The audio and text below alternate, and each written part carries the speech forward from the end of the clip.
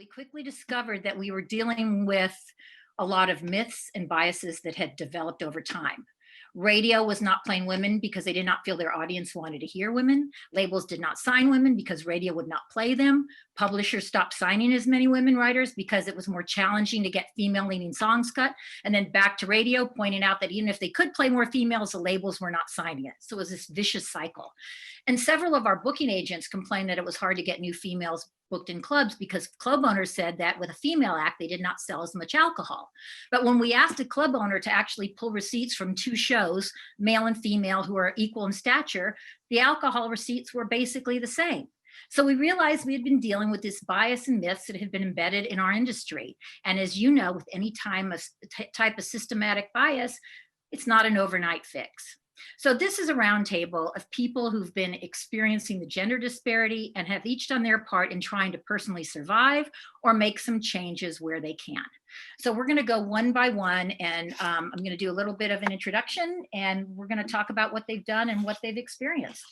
I first want to introduce Jada Watson, who holds a PhD in musicology from the University of Laval and a Master of Information Studies from the University of Ottawa.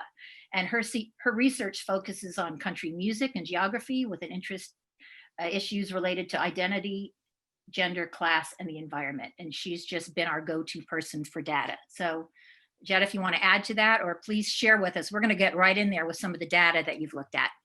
Yeah, thank you for having me. I'm really happy to be here today to talk about these issues. I'm just going to share my slides before I get going. So I was asked to just come and give an update on where we're at in this conversation, and to look at a few different metrics today. So I've actually prepared these slides for download. If you go to bit.ly/songdata-slides, it's on the bottom of my cover screen.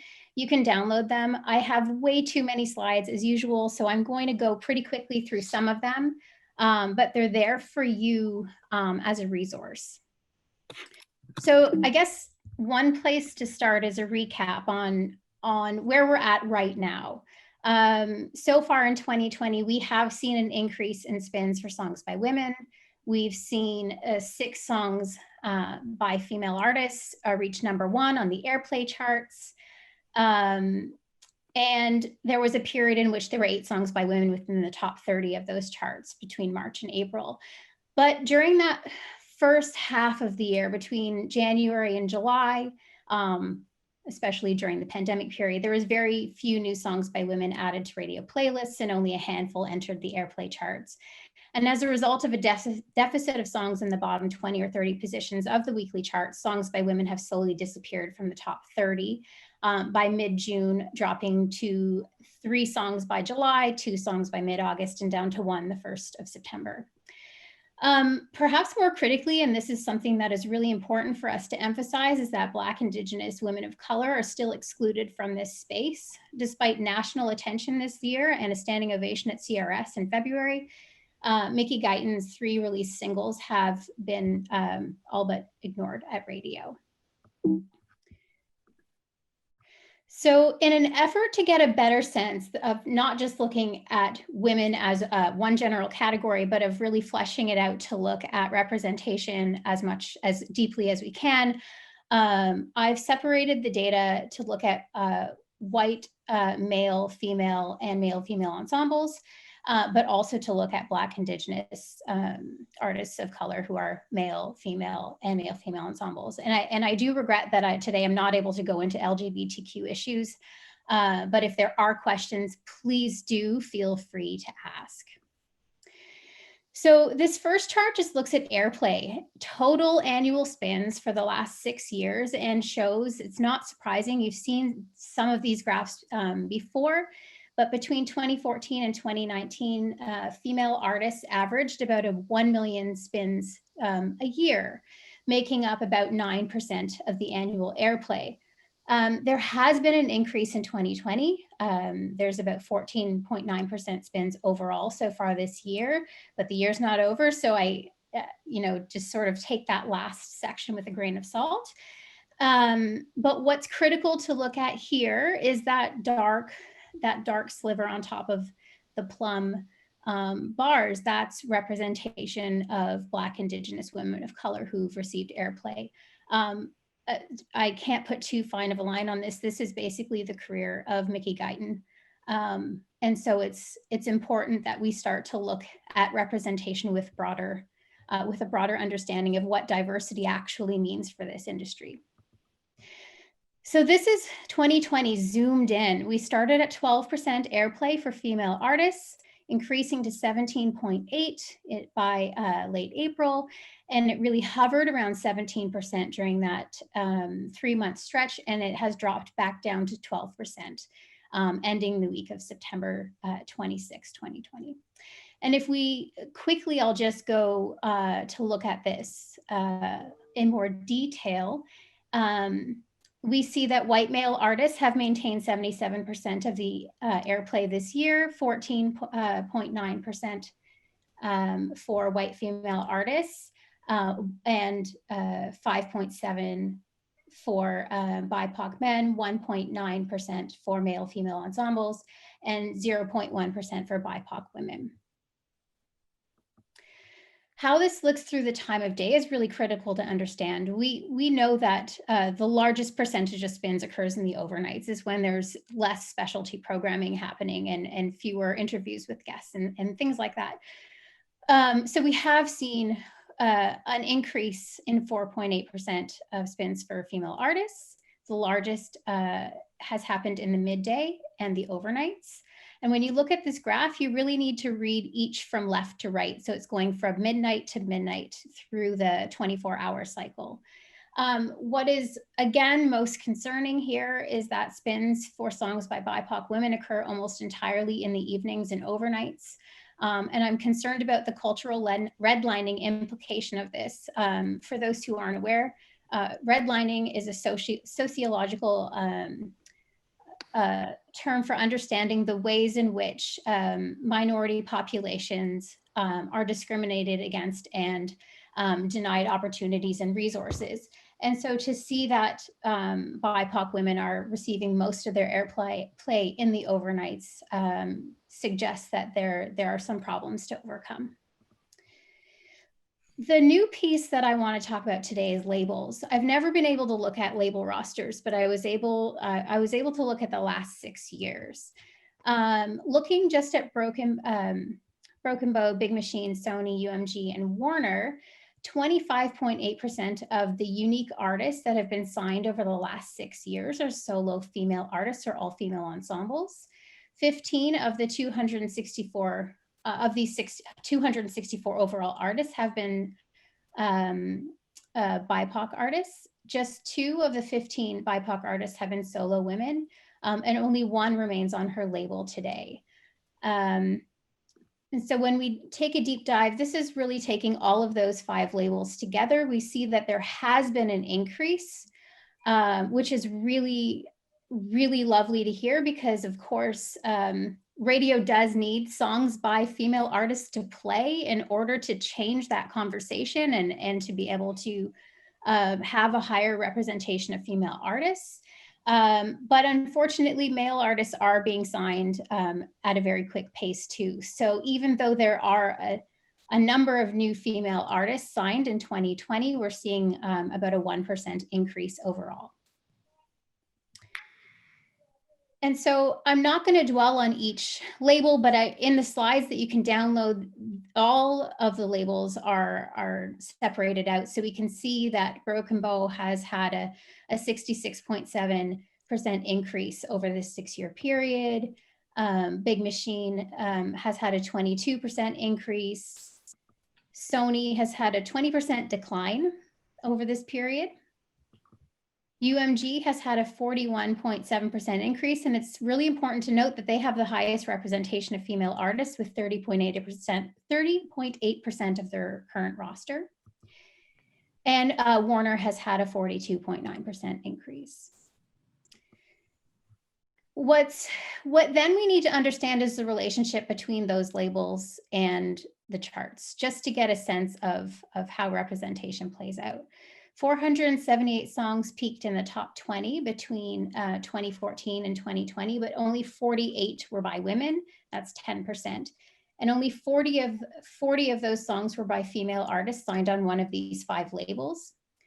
And none of these songs were by a woman of color. So I want to talk now, before I shift out and pass the mic over, I really want to talk about the impact of these types of underrepresentation of women and Black women specifically in these cultural spaces. So we talk about radio a lot, but we do need to talk about labels, as we just did. But it's important to understand that those relationships are intertwined and integral to one another. So if one of those players is going to reduce the number of representation, the other is going to follow suit.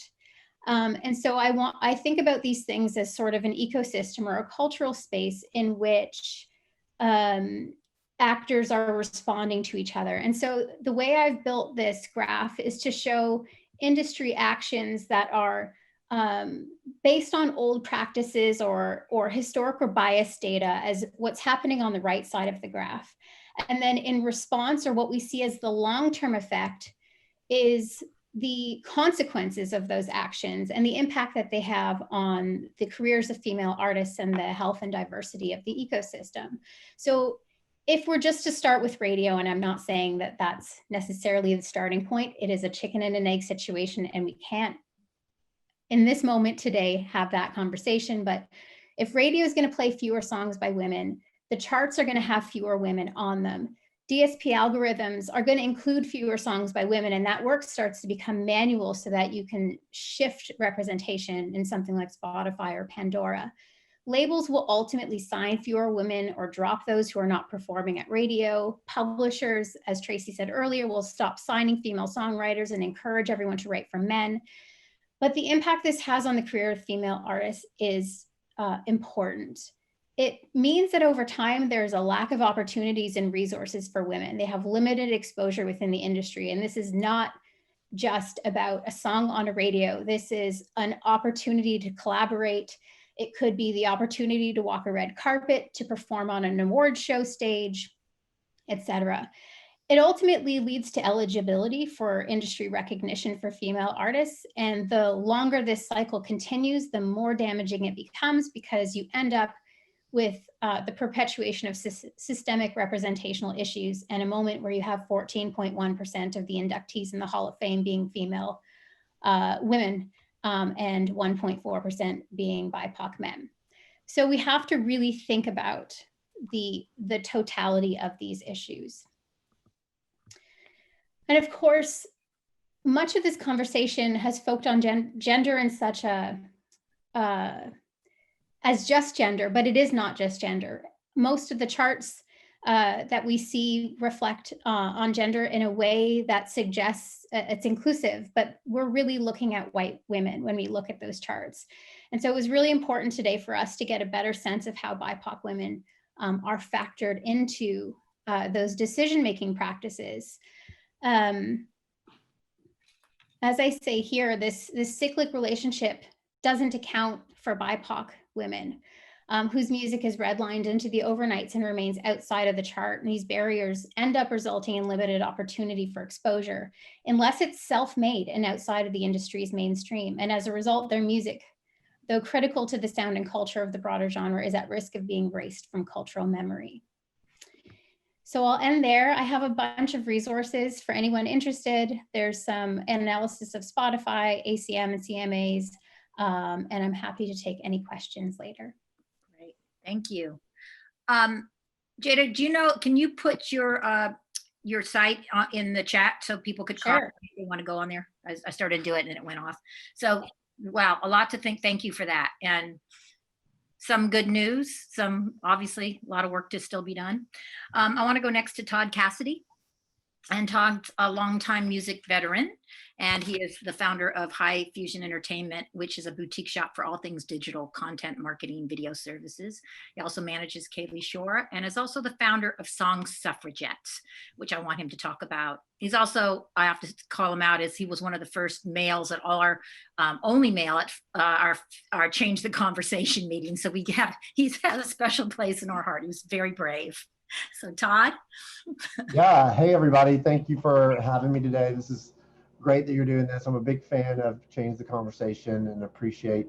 Yeah, I was the only dude at probably the first 3 meetings, if I recall correctly. So, but yeah, so I've had a long history in the Nashville business, and I've worked with a lot of females over the years, and for whatever reason, I'm a big fan of female voices in country music.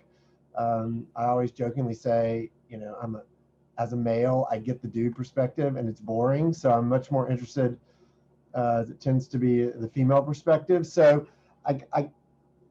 well, about 7 years ago, I just got tired, when I realized that radio was underrepresenting females, and I was hearing a lot around town that you heard this for a long time, that there just aren't any good females out there making credible, viable music. And I knew quite a few who were. And so I got fed up with hearing that excuse. So I thought, well, what if we kind of put together the best and brightest up and coming females that we can find? The cool thing about Nashville is, if you're a songwriter and you love music, and particularly love country music, no matter where you're from, you're going to end up, if you're really sincere about it, you're going to end up in Nashville, right? So we have this unique opportunity to kind of curate the best and the brightest that are coming to Nashville. And so we started just a regular, every Monday night, singer-songwriter round called Song Suffragettes.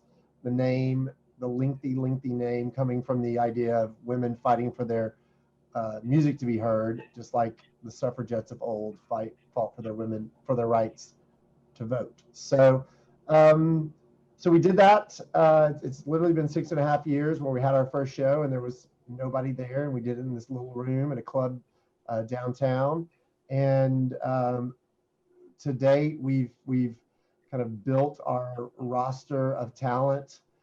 We don't have anything to do with their careers necessarily, but besides giving them an opportunity to play and perform their songs. And I always say it's a place for females to come and try out new material, make friends, find songwriting partners, and commiserate in a lot of ways. So we built that community. We've had over 270 women play our show in 6.5 years.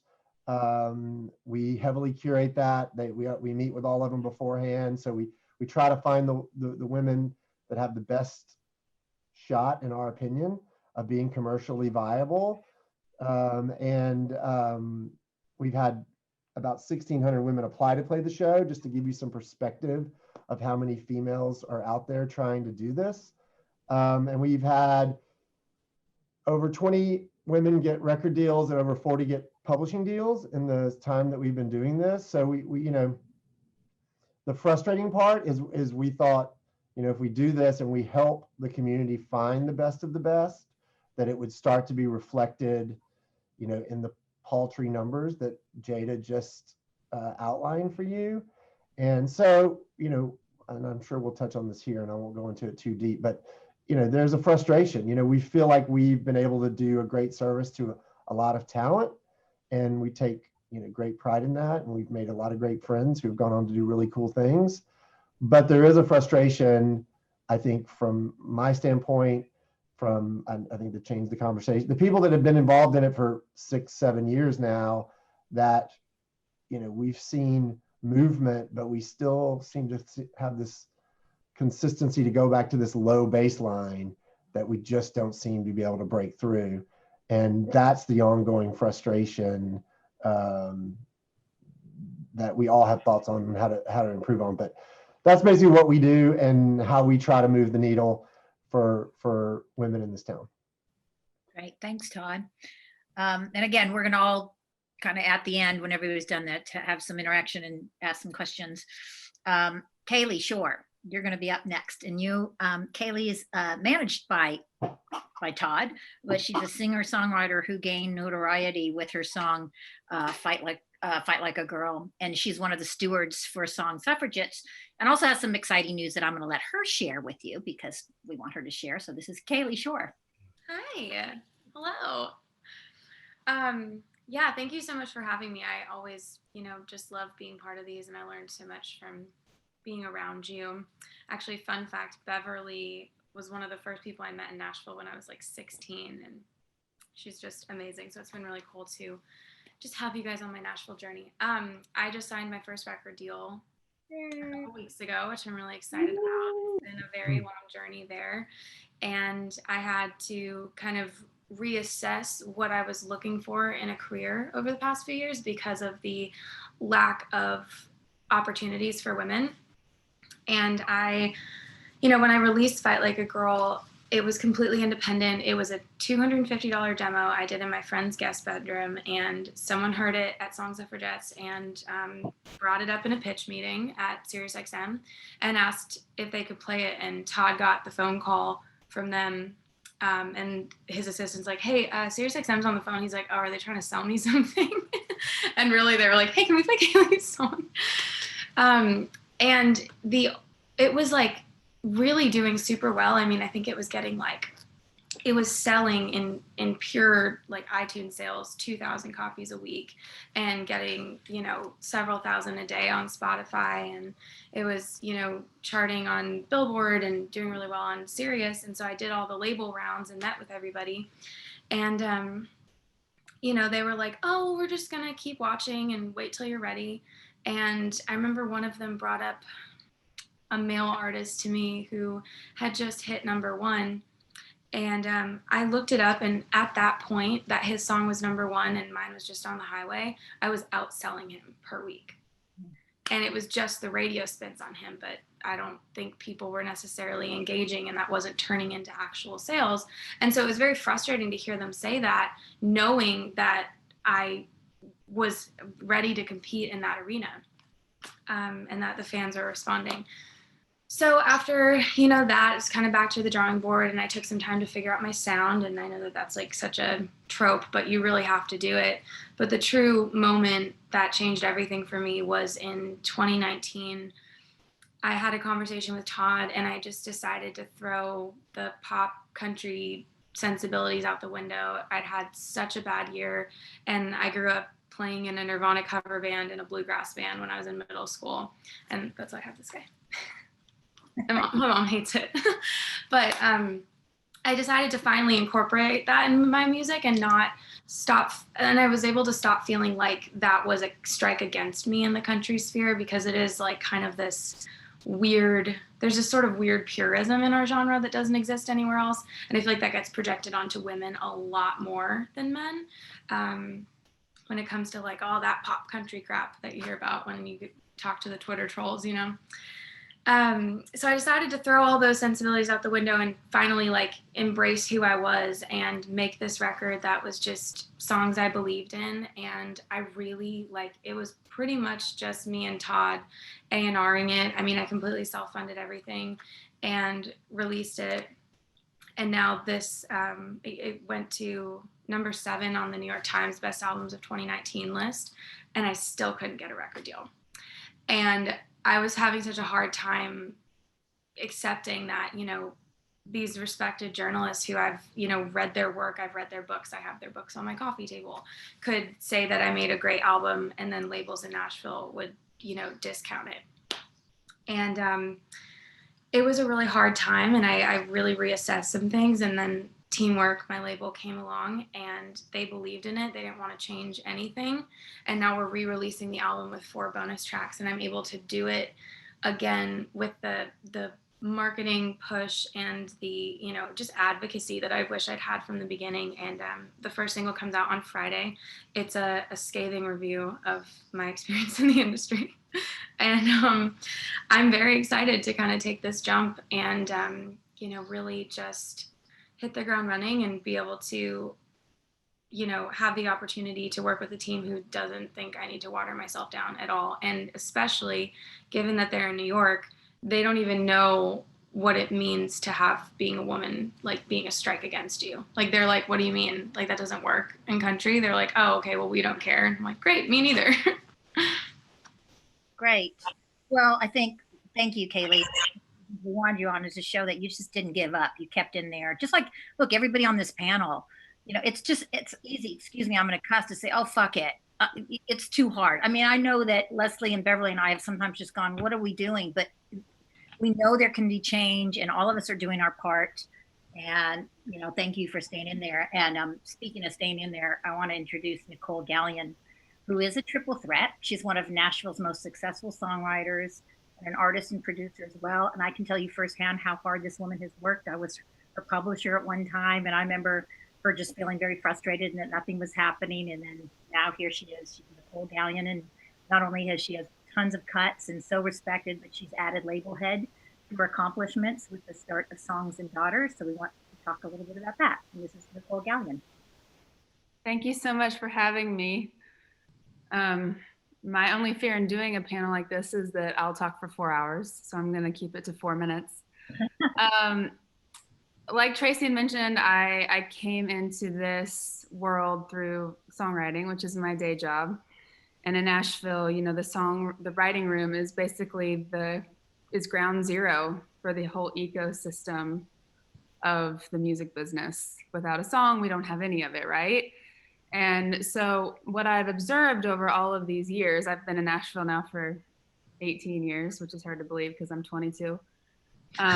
But what I've seen over so many years as a songwriter is the magic and the purity and the authenticity and the true artistry and the belief from ground zero in all of these incredible artists. And then I have seen what our flawed machine does to them when they leave that writing space, or they leave they leave the sacred space of creativity. And our town is not always kind to that process. And so it's been, I've been very blessed to have a lot of success as a songwriter. But I think one of the harsh realities is that I realize I've had so much success because I was okay with being behind the scenes. And so when I got to the point in my songwriting career where I had crossed enough things off of my list that I wanted to do for me, I thought, okay, I have a platform now. What do I wish was there for me when I came to town? And thus began Songs and Daughters, which is an all-female record label and now publishing company too. And I think for me, the heart behind all of that was that, and I feel this way, I'm a mom, I feel this way about my home. The way to change the world isn't to change the world, it's to make the world the way you want it to be inside your home, and hope that the products of that can go out and change the world.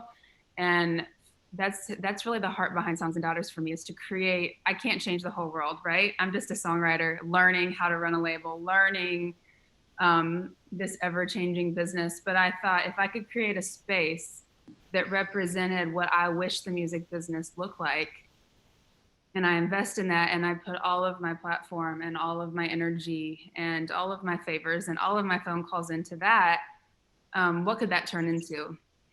So that was one reason why I started Songs and Daughters. The other reason is because I just love working with women. And for me, it was a treat for myself, to get to create a space for me to get to work with women all the time. And I think that was something that I didn't see happening a lot coming up through the years. And so there were some selfish motivations there for sure. But I do subscribe to the idea that, you have to see it to think you can be it. And I think a lot of people, what I noticed is when I started Songs and Daughters, a lot of people asked, well, why did you do this? Why did you do this? And I was just laughing to myself because I was like, because I can. And it should be that simple. You know, it wasn't very long ago that women couldn't get their own credit card. So the fact that I can start a company is a win, you know, and we're just getting going, but that's really where I am, with the heart behind what starting Songs and Daughters. And I'm truly a student of the industry again. Seeing and now seeing firsthand, you know, a lot of the roadblocks that even the labels are up against, you know, because it's very, you know, I hope everyone receives this in the right way, but it's very easy to sit in a writing room, someone like me, and have a lot of opinions as to why a female artist doesn't work, or why a label can't get something played, or why radio isn't playing something. But until you get in the arena of starting your own company and putting yourself in those shoes, you don't really have a lot of forum to have an opinion on it. So for me, I'm loving getting to learn and hard knocks left and right at Songs and Daughters what the reality is out there, you know, and which is why I love getting to be a part of this conversation. And I, you know, I tell the artists that I work with, you know, at Songs and Daughters, that to me, it shouldn't be about the conversation. It should be about the product. So let's just put our head down and just get as good as we can be. And no matter what happens at the end of this, we won't have regrets, you know? So there's my spiel. Did I keep it under 4 hours? Hey, we're the last panel, so we can go over. I just was told. Perfect. No, that's great. And I think one thing that really resonated is just change, where change begins at home, and change can be a little bit, but everyone's thinking that way. I've always said that you can do change on a local level, on a personal level, but it does affect the universe in a different way. So, and speaking of change, and Rachel Whitney is our next. And Rachel is the head of editorial for Nashville at Spotify, and she's held similar roles at YouTube and Pandora, and ran all things digital at Gary Borman Management. She is one of the smartest people I know, and there's a very good reason why all these DSPs keep wanting to hire her and steal her. And she's just been great. She's been a real help with Change the Conversation and teaching us. So this is Rachel Whitney from Spotify. Thanks, Tracy. And thank you so much for having me. This is, it's crazy to be here with so many people I've admired for so long. And I just, you know, wanted to start off by thanking, you know, Jada for putting numbers to this. Like Kaylee said, I mean, you have given us ground to stand on with these conversations. And it's been really, I'm just so grateful for it. And Tracy and Beverly and Leslie, what you guys have built with Change the Conversation, we've been following this for so long. And the fact that you guys really, we're still fighting the battle. So I just appreciate it so much. Kaylee, congratulations on your label deal.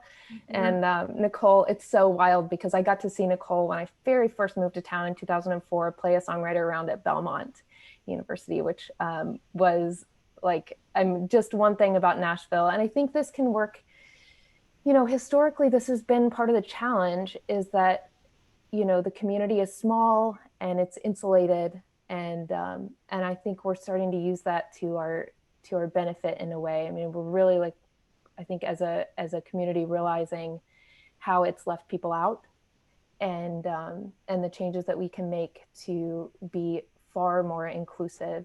And so, you know, I really strive to be a part of that. And everything that I've done, my journey in the DSP world did start at Pandora.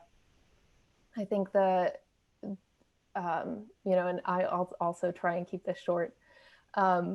But, you know, I think one of the shocking things there that I learned very quickly, and it kind of hit me in the face, was how much it's an ecosystem. No platform participates in this conversation on their own. And I would watch songs hit a wall if they didn't kind of get picked up by this like kind of wider, this wider space. And so, you know, finding the value of what you can do and then really pushing the envelope when you can, in ways that I think may have been a little bit outside of the norm for the algorithmic computational music service at the time, was really where I kind of put my stamp there, and have tried to continue doing that. Now at Spotify, I lead a team. I've got 3 people now. Part of my vision is it's not just it's bigger than just a playlist. It's making sure that there are people that are attending to all the music, right? So one of the things that we recently did is we created a role for someone who has been focused on this music for a long time, but really addressing the folk and AAA space, where all of the music that kind of falls under that umbrella, Americana and bluegrass, has a person who's like fully responsible for it. And so it's like the little universe on the dog collar in Men in Black, where like you get down to this world and you think you've got this ecosystem, and then you get down into another ecosystem, and it just kind of blows your mind how much there is to it. You know, I'm looking at Kamara Thomas. I hope I didn't mispronounce your name, but you know, we've got if you're the artist that I'm looking at on some of our playlists, like this is you know, we get to build out whole universes of playlists. So one of the things that we've really done at Spotify is focused on discovery. And so, you know, just looking at it right now, just for mainstream country, we have 10 playlists that are just focused on new music for country, for mainstream country. That doesn't include our whole folk and acoustic ecosystem, and trying to create that space where we can grow songs and grow artists, so that they can create stories for themselves. And I think we've all heard the stories of people, you know, getting some traction across digital platforms and then finding their label home. But it's still a challenge. You know, we're working with listeners, especially with listeners who grew up on the radio, who you know, maybe haven't heard as many female voices. And so if we can change that with like the next generation, I've heard Gen Z described the other day as like the generation that's going to like rebuild everything from the ground up. And so really like kind of taking our part in that, and making sure that these listeners who are really engaged in new music are hearing all of our intersectional voices. Yeah, I think the last thing I want to make sure I say is that like some folks have said before, and Jada too, it doesn't end with women.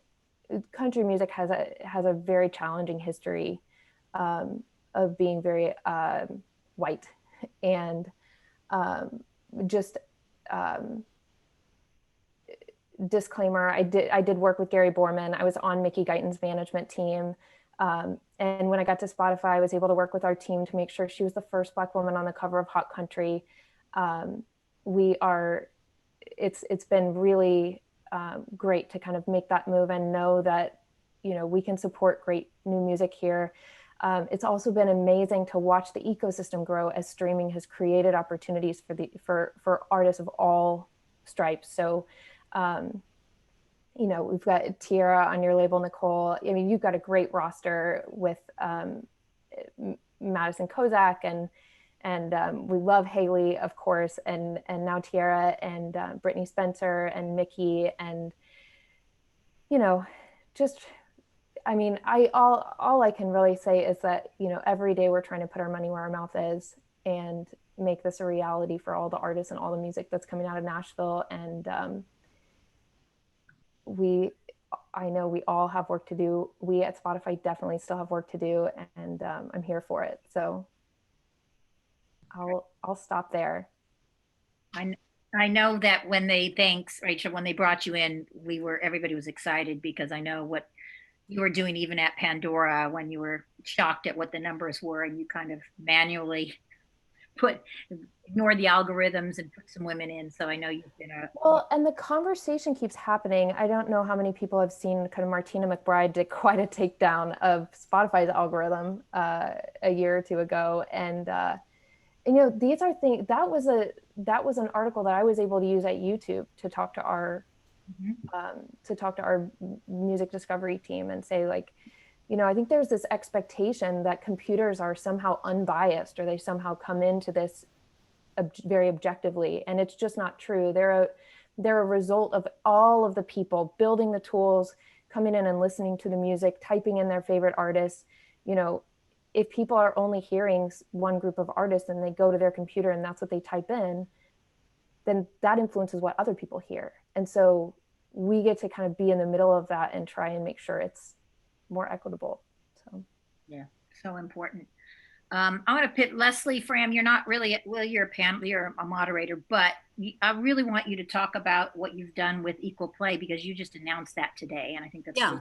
Thank you. And I will make it quick because we want to get to RJ, but Rachel, I just want to say how much we love you. And you did make a very important comment about the ecosystem. And we were told at one of our private sessions last year from one of the heads at iHeart that once Spotify started playing a certain song, it actually helped radio. So it does work hand in hand. And that's why it's important that we all, lock arms and work together.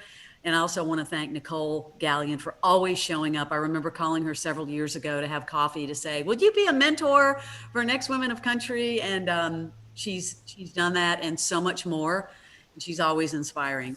And Kaylee, you literally you were the girl that fought for years and years and years, and you stayed positive and you made it happen. So congratulations. You did fight like a girl. I just want to quickly say that at the end of last year, we were looking at what we were doing at CMT with Next Women of Country and the tours that we had started for women, and what more can we do? We really wanted to look at ourselves first and foremost. And we were like, we have these video hours and we have a 24-hour video channel. We need to make them equal play, 50-50, male, female. So obviously Viacom was like, it's the right thing to do. So we started that in January. We have CMT in the mornings and CMT Music, which is a 24-hour channel. And today we announced the launch of another video channel on Pluto TV, which is a new streaming service on Viacom. And it's 50-50, male, female. And we announced that we're honoring Jennifer Nettles, who's been a strong component. As you guys know, she's very outspoken on all things equality. And we're honoring her tomorrow night on the CMT Music Awards with the first inaugural Equal Play Award for all the work that she's done. So we're very excited about that. And we're going to find more ways and more opportunities for Equal Play. Thanks, Leslie. And I know you're in the middle of it with the CMT Award, so really appreciate you. She's just crazy right now. So last but not least on our panel is an old friend of mine, RJ Curtis, who is currently director of the CRB, which is the Country Radio Broadcasters. He has an extensive background in radio programming, promotion, marketing. He's done it all.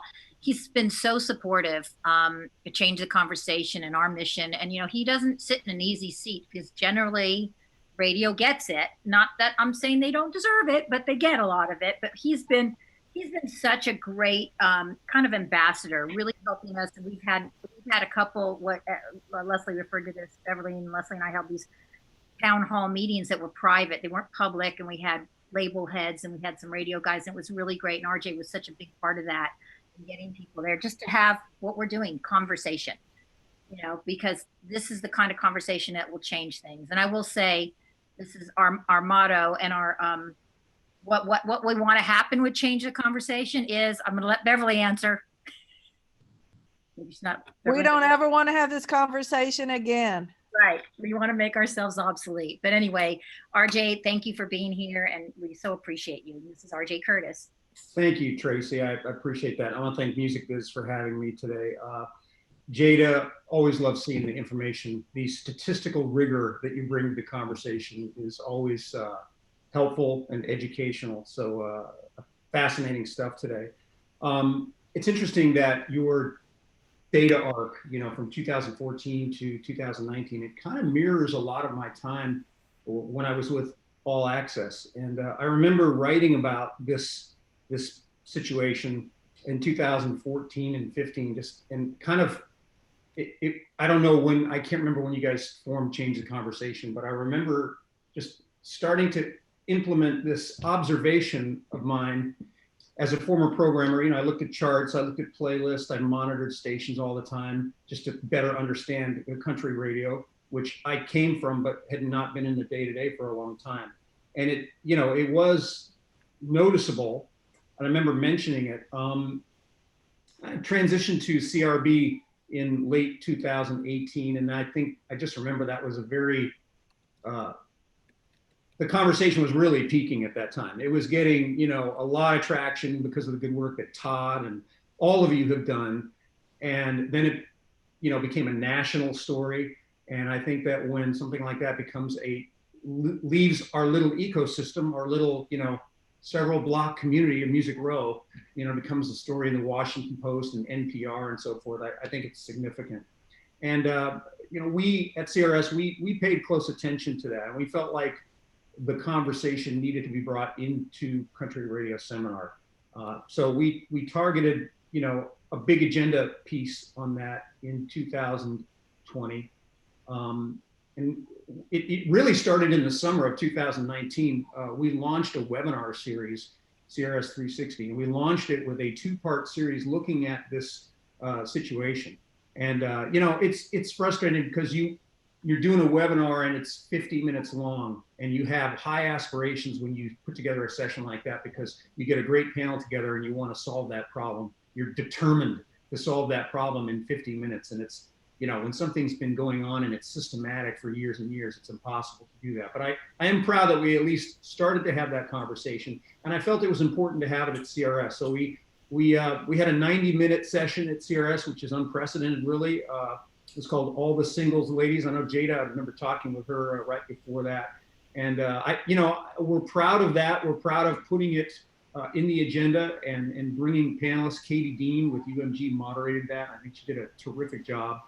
But I feel like we had some really strong representation and tried to support this whole cause at CRS. Gabby Barrett sang our national anthem. Ingrid Andrus was on our New Faces show. We had Runaway June on the New Faces show.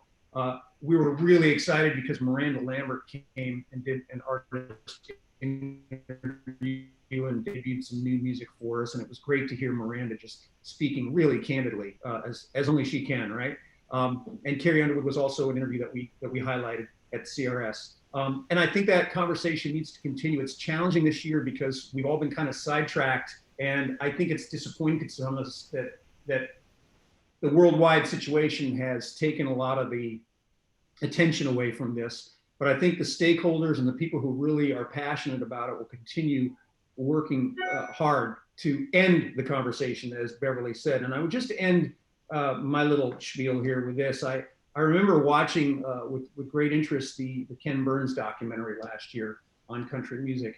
And as I was listening to all these ladies and Todd, you two, talk about this, I find it kind of ironic because historically, if you look at country music, it goes back, to the 40s and the 30s. The format, the genre has spent a lot of time scrutinizing itself, and it's focused so much on the countryness. Is it true to the roots? Is it country enough? The struggle in the early 60s with Countrypolitan and all these shifts, and country has really kind of examined itself. And but I don't think that we've done a good job in the last 5 years really taking a hard look at something like this. And we can do better in that. We have to do better at taking a look at that ecosystem that you've all referred to. And I think, for CRS, we hope to continue that look at ourselves, and so we can make it better and end the conversation and not have to worry about the balance of women and women of color in this format. We need to take a closer, harder look at that until we finish it off. Okay, great. Well, thanks everybody. I know we're gonna be a little bit longer, and some people have to jump off, but I did want to I know Beverly and Leslie had some questions that they wanted to ask and to just have now, at least anybody can jump in. Sure. And if anybody has any questions in the chat, so we can get to some of those questions, I would just ask, because, and again, thanks to everybody, because everyone that's on this panel has been so helpful throughout the years and has worked with us on so many different panels and initiatives. Any thoughts of where we would like to see this in a year from now? What can we all do collectively, and what can we all do better? And I personally feel like it is locking arms and all working together, because again, it's like Rachel said, it's a whole ecosystem, and that's the only way we're going to move forward. So if you have thoughts on that, and I know you're all working individually on what you're doing, but I'd like to know if you have any thoughts on what does this look like in a year from now, and how can we make things better? Anybody? Let me ask something too, because this has come up, and I think you mentioned when the DSPs start playing, you had said this, Leslie, something more. It feels like, for me, and you could answer this, RJ, or anybody can. At one point, radio was pretty much ignoring the DSPs, what was happening at DSPs. Do you feel like? Because I feel like that's a really important locking arm, and where we can all look, that they. Absolutely. And also Rachel will say, hey, it's hard. She can't really do anything, in a silo either. Because guess what? We still need radio. Even though we all talk about radio's not as important anymore, we still need, right now in this time, to break an artist in the way we want to break it, we still need radio. Unfortunately, You know what I think would be really interesting? I think one of the things that traps us is the chart system. Mhm. And if there was some way to get outside of the chart, Spotify publishes our own charts, right? And so does every other platform, and so does radio. But like, if there were a third party that could kind of compile, like almost like the up and comers, right? Because I think one of the things that keeps coming up is like the power of like us circling up around some artists that we know are performing well. I mean, we have songs that are doing fabulously well, on Hot Country right now, from women and from Black artists. One that I don't even think it's a single, but Jimmy Allen and Mickey Guyton have a duet called Drunk and I Miss You. And it is just, it's just performing really well for us. So, I think that there's some confusion. Hot Country gets a lot of credit for being this huge space for country music on Spotify, but it's still, for all intents and purposes, a new music playlist. And so it's not really the same thing that you would hear on like a Today's Country radio station, or even like, not to harken back to past work, but like Today's Country on Pandora. So like, what's the that I'm just riffing, but charts, kind of this idea of.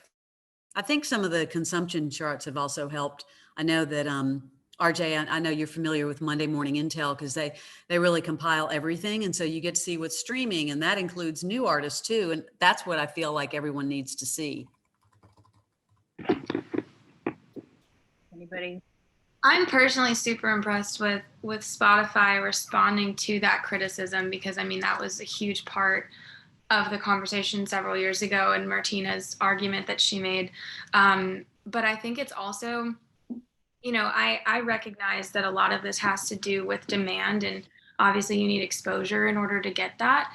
But I was just looking before this panel, and the Indigo playlist has been out for how long, Rachel? It's still very new. Just 3 or 4 months. Yeah. April. It launched in April. Okay, so since April, and it already is creeping up to about as half of what New Boots and Wild Country have, and those have been around for 4 years.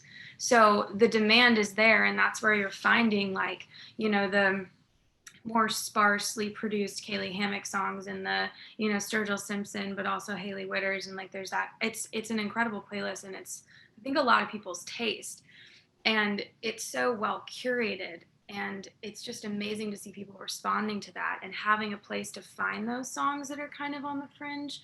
But that playlist needed to exist in order to give those songs a chance, and it's really, really cool to see that the followers are reflecting that, and that the audiences want to hear it. It's very cool. I'm so glad you called that out, because I think that's one of the things that's gotten really restrictive, and we can see it too. Any number of artists that do great on Indigo don't get great reactions on Hot Country. And so, it's one of the benefits of streaming, honestly, where, I think it's harder for a radio station to take risks. You know, they've got a lot of, you know, a lot of external factors that make it really important to keep folks engaged. And so you either have to create a new format, you know, you roll a station over into like an Americana station, or you know, you have to just kind of make some of those edgy choices in your mainstream radio station. And on, you know, everybody here knows this, but on streaming, we get to take a lot of risks. And if we have music that's not performing well on Hunt Country, well, we make a new playlist like Indigo, and we make sure that that's representative, and that you know, and build the audience for that space. And I was impressed that plan was in play before I got to Spotify. And the thing that's really blown my mind is how committed the rest of the teams have been to putting money behind marketing it. The marketing has been really great, and that's how I heard about it in the first place. But I have this theory, because I always try to like ask people. I write pop music out in LA for other artists a lot, and I'm always like, what do you think is current in country music? And the only artists they know are Dan and Shay and Casey Musgraves, and then like Jason Isbell and Sturgill Simpson. And so if I asked them who Cole Swindell was, they have no idea. And that's fine, but I'm increasingly convinced that when we're talking to the larger sphere of music and what they think Nashville represents, that's what they're thinking of. They're not thinking of, you know, the new guy who got a #1 that the record labels negotiated together so he could spend 1 week and then the next, you know. And I think that country radio might be the subgenre, if you're really thinking about it. Like, I don't think Casey Musgraves is the subgenre. I think that it's actually that really like that pocket of country radio that is like so homogenous. That's a really, especially with Sturgill Simpson having the top album in the country this week. Right. You know, it's an interesting take. I mean, the truth is that his music would be very jarring on a mainstream country radio station, but the benefit is that's not all there is anymore. Right, exactly. Yeah. Anybody else want to comment on that? I think, and honestly, I think that people know this, that Change the Conversation was never set out to beat up on radio, because we know radio is a huge discovery and it's a business and you have to get ratings. You know, for us, it's about really surrounding radio. And I brought this up earlier before we started. Spotify is doing an amazing job, as is Pandora, and Apple Music with Apple Radio that they just launched, where they have people of color and they have different subgenres. And those artists that are, you know, curating their own radio station are able to play what they want. So we are hearing more women. So those are the things that I'm hoping will continue to happen in the future for exposure for, you know, for a diverse audience. RJ, are there any plans for, I mean, CRB is a really powerful organization that could potentially kind of envelop some of these kind of alt country radio stations. Has that ever been on their radar there? To develop that? Maybe not develop it, but include them. I don't know how many there are.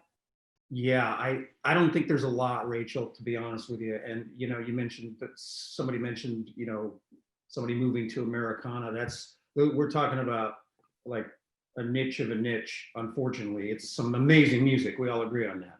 But it's not, you know, it's not a mainstream taste, unfortunately, because I love Sturgill Simpson. But I just want to react to something. Tracy, you asked a question about where is radio with information on what the DSPs see. And, you know, for the past few years at CRS, we've had a session and we've tracked this information that Jeff Green of Stone Door Media Lab has brought to us.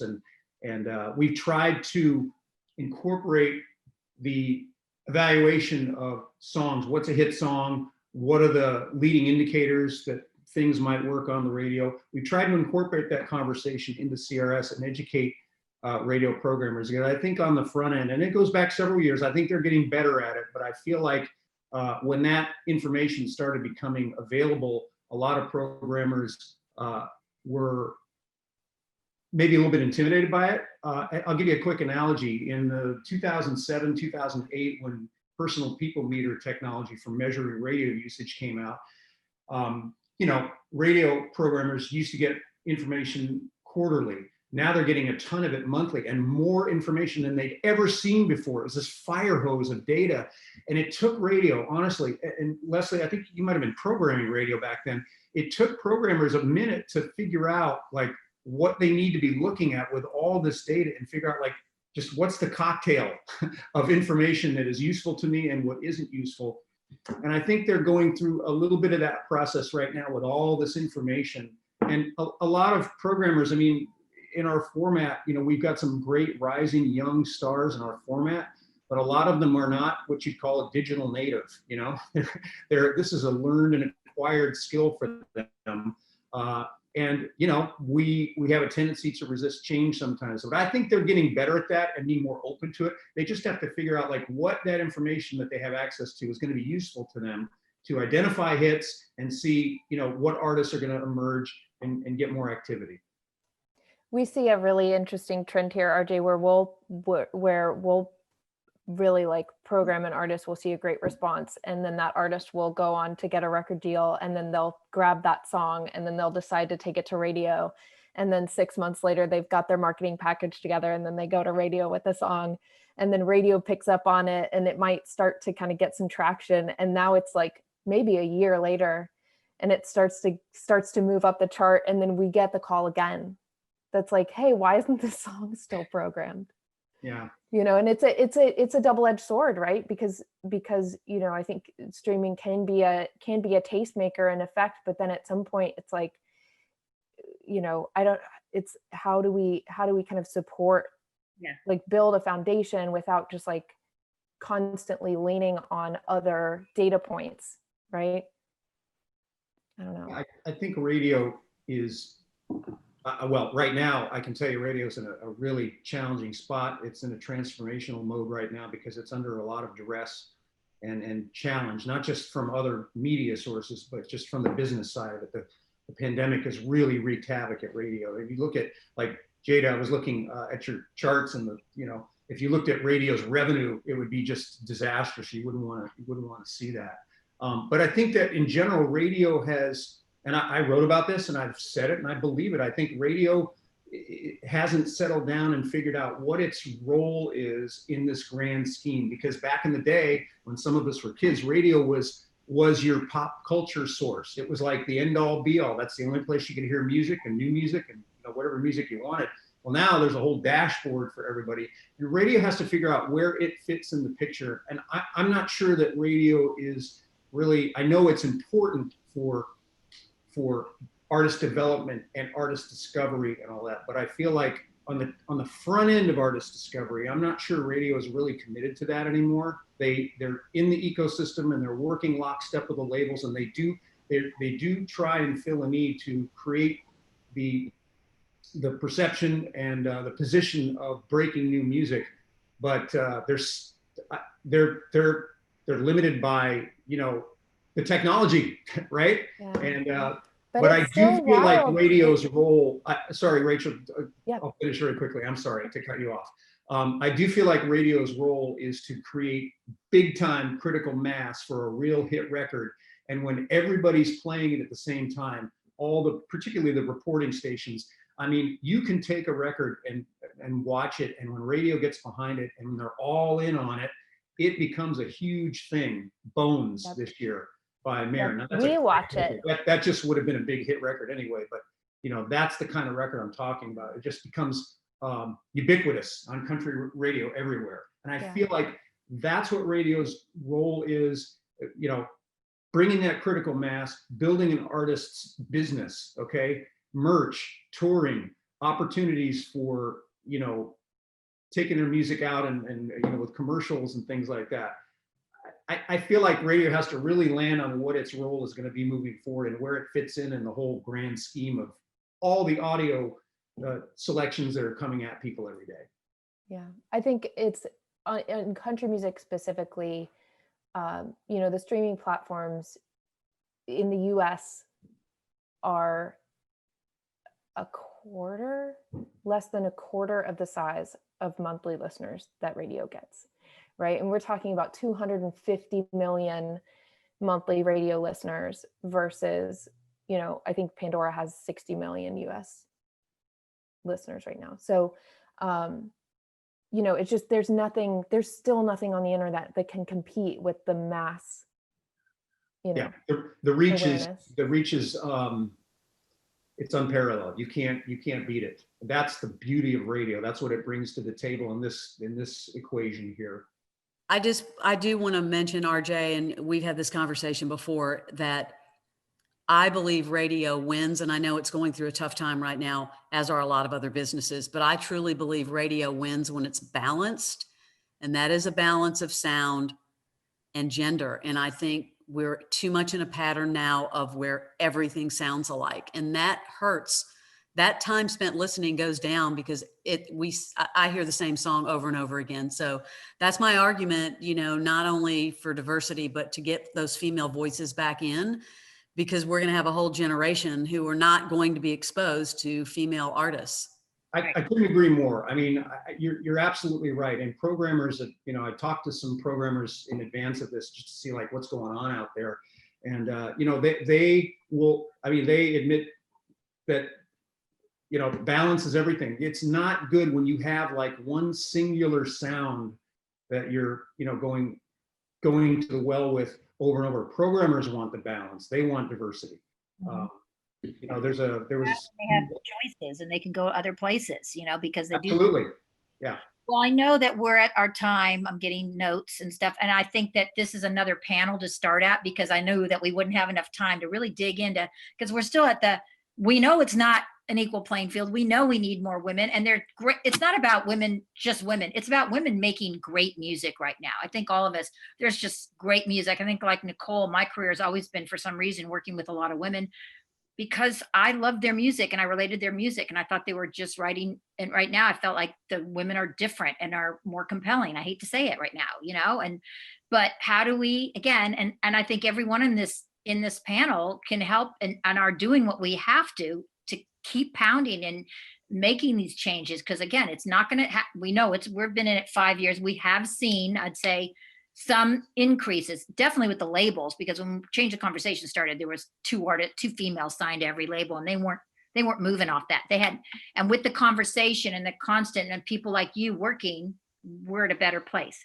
We still have a lot of work to go, and a lot of work to do. I appreciate all of you. And again, this is a hot topic. We have a bunch of questions coming in now, but I'm getting the sign off signal. If anybody else has last remarks, I welcome them.